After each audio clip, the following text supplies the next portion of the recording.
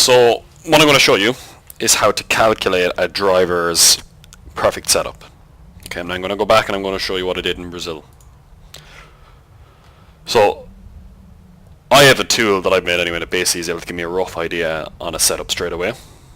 It's not track specific, so it's obviously not very accurate, as you can see here, because on my first lap it gave these three comments. Okay, but basically via this tool that I made, setup predictor, it's able to give me a rough idea on what values to use. Okay, now as I said to you before, what will happen is you could be way off like you were on your first lap, or you could be quite close. Okay, so when you throw in your values, you'll obviously get your lap comments, and from there you can determine how to get your perfect setup. Okay, now for me it's actually much more simpler than it would be for you, because I have a tool for this as well. Okay, that I'm going to give you a quick snapshot on, but don't take any notes of it and you won't be able to see the formulas anyway, but you'll have an idea. Okay, when I do my first lap, I get an idea on the comments. Okay, so the wings, engine, brakes, they all need to be changed. Okay, if the other parts don't need to be changed, like gears and suspension, I'm going to be adding numbers to them anyway, as you can see here in lap 2. Okay, and the reason for this is I want to get outside the happy range. Okay, now the reason why I want to get outside the happy range is that I want to be able to get as close to outside the happy range as possible without being inside it, or vice versa, being inside it but just on the verge of being outside it. Okay, because if you, let's just say your happy range is between 400 and 500. Okay, at 501 you're outside your happy range, at 500 you're inside it. If you're at 501 and you know your happy range is 100, if you divide that by 2 you get 50. So if you minus 500 from 50, you get 450, which is your perfect setup value. Okay, I'll show you this in action here. So in the first lap we have 510, 690, 565, 770, 389, 266.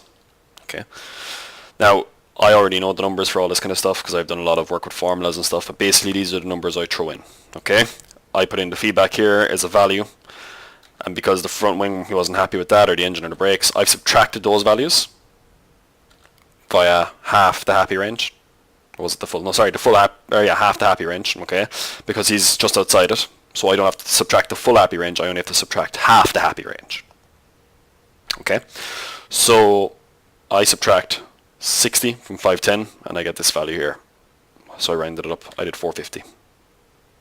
Okay, if you look at the engine then, which is here, 565, he was outside the happy range, so I subtract 59 from it, and I get 506. Same with brakes, but interestingly gears was okay, and suspension was okay, so I actually add to the happy range. Okay, so what this does is then this gives me the value of 59 plus 389, 448, and 352, which puts me outside the happy range with them two. That's exactly what I want. Okay, now next time I don't have any feedback for these guys because they're all happy, but these two I do. Okay, so I'm adding again, so from 449 or 450 to 5 or 480. Okay, so I'm adding here, I'm adding here, adding here, adding here. Okay, but for these two, because they're outside it now, he wants to get back into the happy range. Okay, because the car is too rigid, so more rigid suspension, you want a softer suspension, so you minus the value, for instance, here. So I'm taking 29 or 30 off the value for the suspension, okay, which gives me 296. Okay, what this does, gives you the next lap, and you will see that each of the numbers are different. Okay, but what actually changes again is it puts me outside the happy range for wings and brakes. Perfect, that's exactly what you want. This is what you want to do. You want to get closer to a specific value. Okay, so again I'm adding feedback here, so this is the number I put in, minus 15 from it, I get 465 rounded up. Okay, same here. Okay, now no feedback here, so he's happy with that, so I'm adding to this one again as opposed to subtracting. So 14.7 plus that, blah blah blah, 550. Okay, what this does, to cut a long story short, is that you're minimizing, or you're getting closer to the perfect value. Okay, but how we're actually getting closer to this perfect value is by doing all this. You'll notice the numbers, right? So let's just say we started in 565. Okay, we got down to 506, 535, 550. Okay, 558. Okay, now he's unhappy with the engine again. It's too high. back down, 554. Okay, he's happy with the engine, go back up. 556, he's still happy with it. Okay, now we know he's not happy with 558. We know he's happy with 556.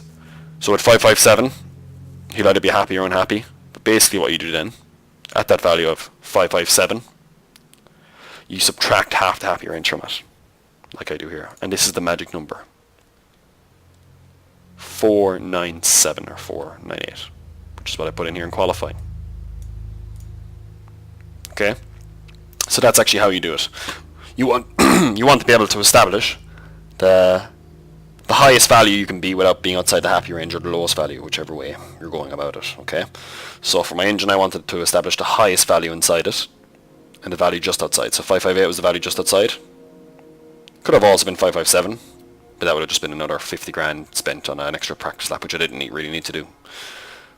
I know 554 is inside it, and I know 556 is inside it. So you can either take the half the happy range number, which is 59, off of 556 or 557, whichever, doesn't really matter, and you get your perfect setup number. So that's the perfect setup number here now, 498 for engine. These are all the perfect setup numbers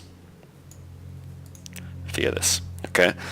And that's how I do that. So it's the same for all the other parts. Suspension, right? It actually starts off happy. So I add half the happy range to it, he becomes unhappy. Okay. I subtract, he's happy again. I add, he's happy. I add, he's still happy. He's unhappy at 321. Okay, we know he's happy at 318. So 319, he's happy. So either 320 is going to be happy or unhappy. So all you do then is subtract the number and you get your 261.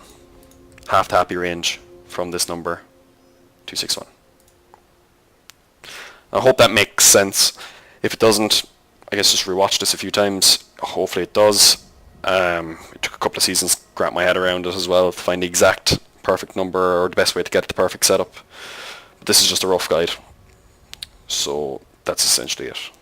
Okay, and this is how you get these numbers.